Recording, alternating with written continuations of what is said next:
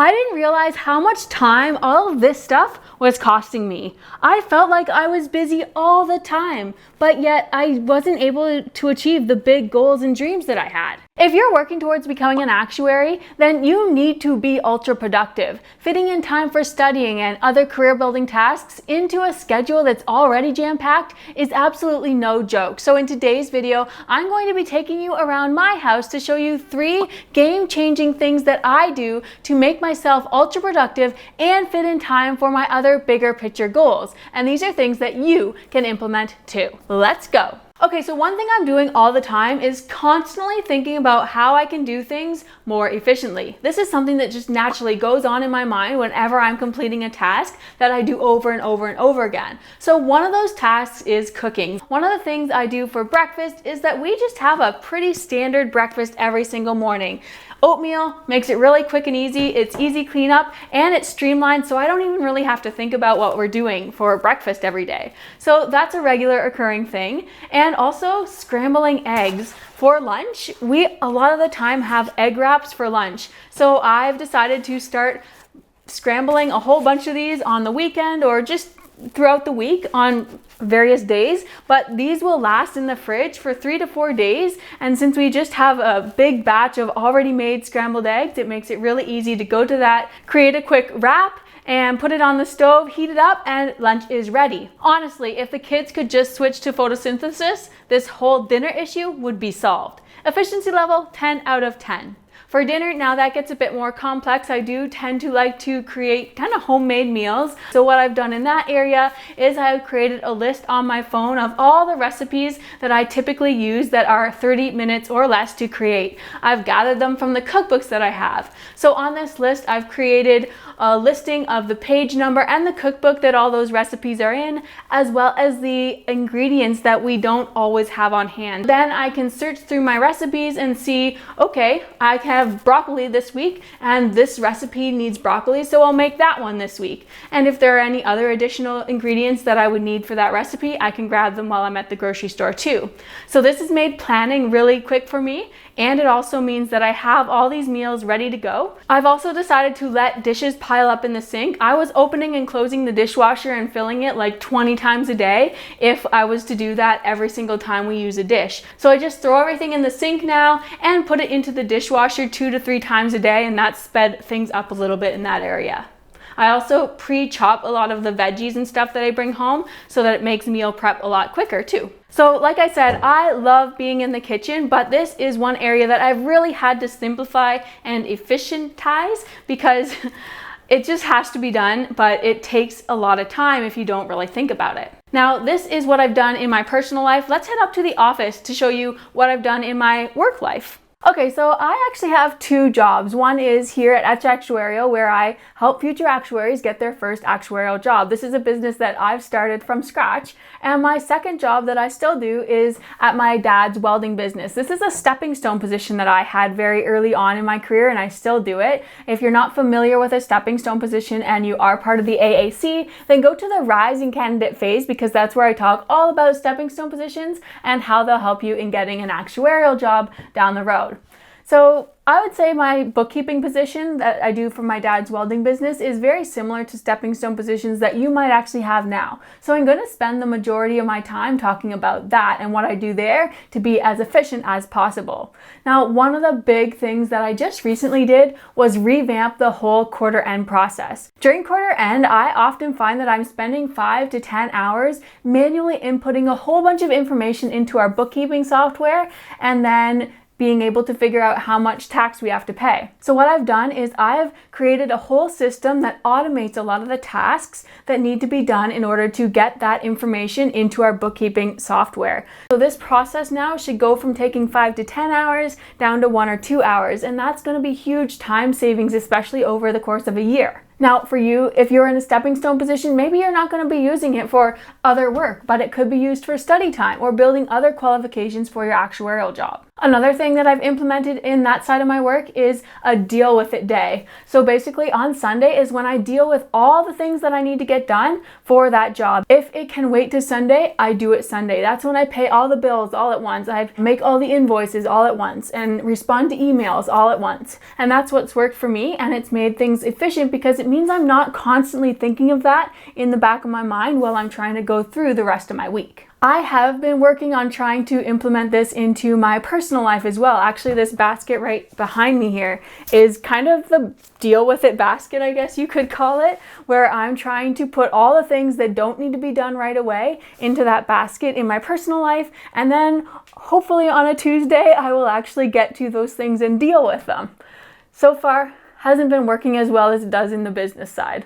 Okay, so what does this mean for you? Basically, if there are recurring tasks that you're doing over and over and over again, brainstorm some ways that you might be able to make these things more efficient. It doesn't have to be a huge long list. Sometimes I just think of one thing that might make things more efficient and I try it next time around, see if it works. And as I've continued to do that more and more and more, it means that things are getting faster and faster and more efficient. Okay, so productivity isn't always about what you do. It's sometimes about what you don't do. So let's talk about delegation. Okay, so I do not like cleaning. So this is one area that I have decided to delegate. Now, this saves me about 3.5 hours every single week because that's how long a cleaner comes to my house to clean. This has been one of the best things I've ever done in terms of productivity because it gets me time back. Because it means that I can get something done without actually having to do it. It's like checking off a checkbox without actually having to do it. And I love that. Okay, so you see those cans?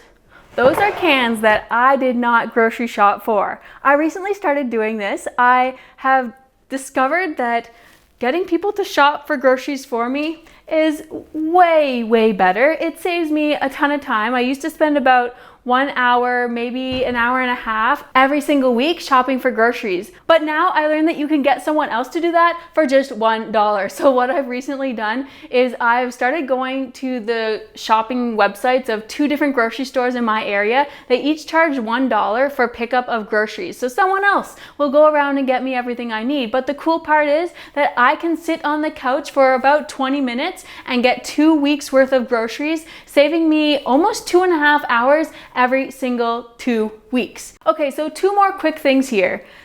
I look around the house and I can see like 10, 20 different things that need to get done, but a lot of the other people that live here don't tend to see those things. So I have really started to ask for help because I've kind of had a mindset shift lately, is that other people live here. It shouldn't be up to me to do all these things, even though I'm the one that sees them. So I've just been starting to ask for help, and honestly, it's gone pretty well. It saves me a lot of time and saves me having to spend an hour, 2 hours at night doing all these random little things when I can get the help of other people, and it takes us in total maybe half the time. Another big thing is dishes. Dishes.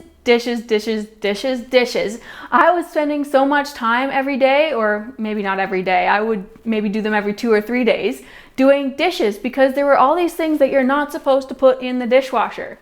I have decided to give up on that. I am putting everything in the dishwasher. It doesn't matter if it says to hand wash it. Doesn't matter if it has some certain little part on it that I don't know if it's gonna get wrecked in the dishwasher. It's all going in there now because I have decided that my time is worth the maybe $10 it might be to replace that item if it does get broken. So maybe you wanna do the same. By the way, does this dishwasher look new to you? Well, that's because it is. Nothing says efficiency like using a coffee mug to bail out buckets of cold, dirty dishwater. Does it? Okay, so what does this mean for you? Well, obviously you can't get rid of all the tasks that you're doing, but I do encourage you to intentionally think about what you possibly could do to get rid of some of the tasks on your plate. A lot of the time, we just keep on going with the status quo until you intentionally take time to think about these things. So next time you're out on a walk or driving in the car, instead of listening to a podcast or music or whatever it might be, think about some of the things that are on your plate right now, taking you tons of time away from your big goals. And what might be some simple, easy to implement things that you could do. Okay, so delegation freed up a lot of time for me, but organizing and decluttering freed up a lot of space in my mind. So let's head to the basement to see what I've done in this area.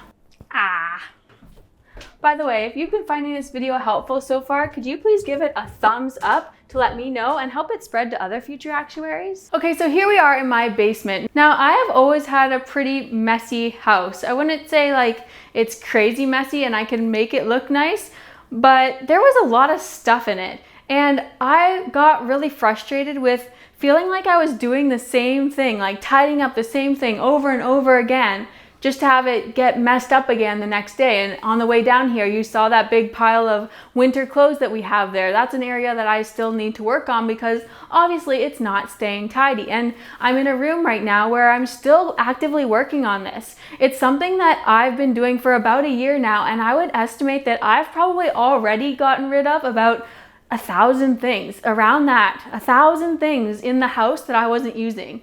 Now, I'm not a hoarder at all, but I was never really taught that you have to get rid of things. I just kept on adding more and more and more things into the house as we got them. The closets were getting full, the cupboards were getting full, the toy shelves were getting full. And that meant it was hard to put things away. And when things are hard to put away, they just get put in places that they really don't belong. Not only have I got rid of things, but I've also made things easier to put away. In the past, we've had towels draped over all the doors because, well, there was nowhere to put the towels. So I put some hooks in the bathroom.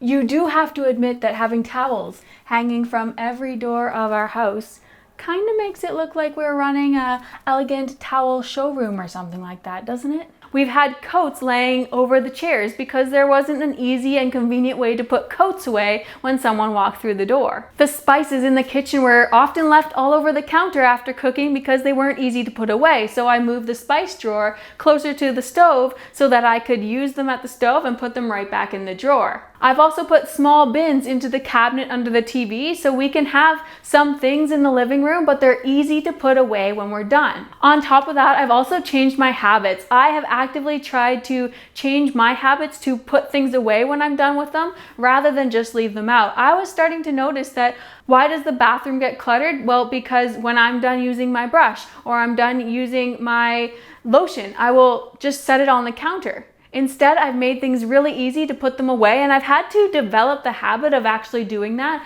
but it is making things a lot better. Having a house that is easy to clean up and maintain easily has cleared up so much time that I can use towards bigger picture goals and increased my productivity a lot. There are studies that show that having a cluttered space really makes your mind work hard to kind of get through all that chaos and manage all that chaos, and seeing all these to-dos on your to-do list. Seeing all that clutters your brain and makes it hard to focus. So what does this mean for you? What could you change? Look around the rooms that you spend most of your time preparing for your actuarial goals. Are they cluttered? Are there big piles of paper that you have to shift around just in order to actually start working? Does it take 10 minutes for your laptop to start up to get to a place that you can actually start studying?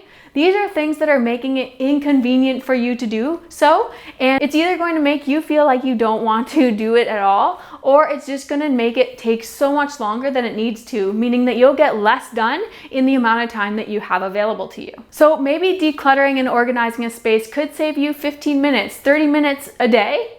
But it's not just about the 15-30 minutes that day. It's about a lifetime of 15 and 30-minute chunks that you're going to save yourself just by spending some time making your rooms easy to tidy and easy to maintain. So now I'm curious to know, what have you done to increase your productivity? I would love to know right down below in the comments. You know I love this stuff. So if there are things that you've implemented that you found helpful, I may just want to implement those as well. Let me know down below, and if you are watching this video and want some more possible ideas on how you could increase your productivity, then make sure you check out the comments as well. Okay, so thank you to those of you that had stayed till the end. Now this might seem like it's a little late, but at the time I'm recording this, it's actually just the beginning of the new year. So I'm thinking about kind of those New Year's resolutions, I guess you could say, New Year's goals. This is something that I don't typically do, but I actually got inspired by a video from Megan Acuna, who I often watch, and she decided to create some goals for herself for 2025.